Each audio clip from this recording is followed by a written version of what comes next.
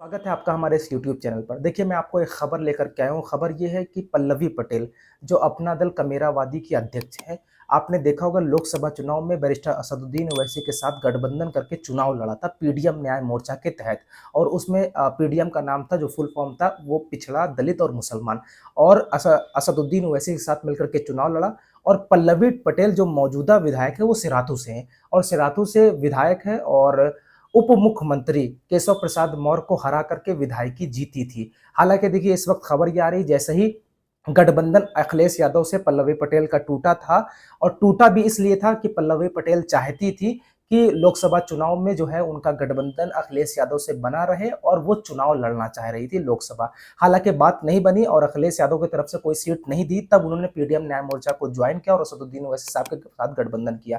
उसके बाद जो है चुनाव के नतीजे आने के बाद अखिलेश यादव जो है वो इंडिया गठबंधन बहुत मजबूती के साथ उत्तर प्रदेश में पहले नंबर पर जीत के मामले पर आ गया। अब सुनिए, मैं आपको बताता हूँ पल्लवी पटेल से रिलेटेड खबर। पल्लवी पटेल जो है इस वक्त जो है, खबर ये आ रही क्योंकि चंद्रशेखर आजाद साहब, असदुद्दीन ओवैसी का गठबंधन मतलब 99% तय माना गया है। पूरी तरीके से आप ये समझ लीजिए कि असदुद्दीन ओवैसी मिलकर के चुनाव लड़ेंगे, चंद्रशेखर आजाद साहब, और उसी मोर्चे पीडीएम मोर्चे के तहत जो है पल्लवी पटेल भी फूलपुर से चुनाव लड़ सकती हैं। तो इस वक्त की खबर यही है कि पल्लवी पटेल जो है असदुद्दीन ओवैसी का साथ लेकर के, चंद्रशेखर आजाद साहब का साथ लेकर के चुनाव लड़ेंगी। अब आप सवाल कर सकते हैं कि विधायक होते हुए फिर से वो चुनाव लड़ेंगी।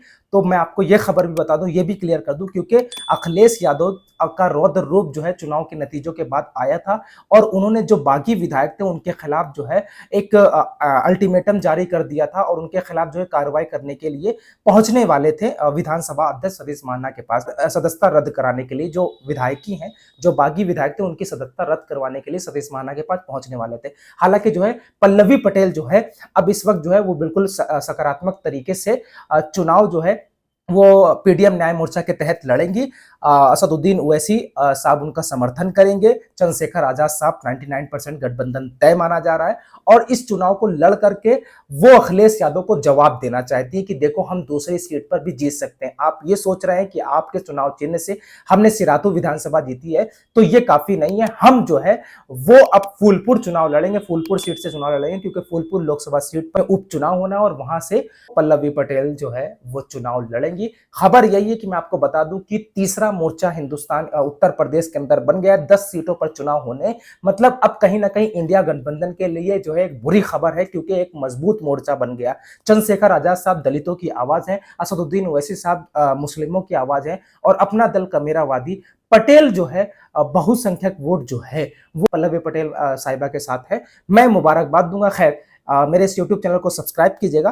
और खबर यही कि पल्लवी पटेल वो असदुद्दीन ओवैसी साहब के जो मोर्चा है पीडीएम न्याय मोर्चा के तहत चुनाव लड़ेंगे और उनका पूरा सहयोग चंद्रशेखर आजाद साहब और असदुद्दीन ओवैसी साहब करेंगे।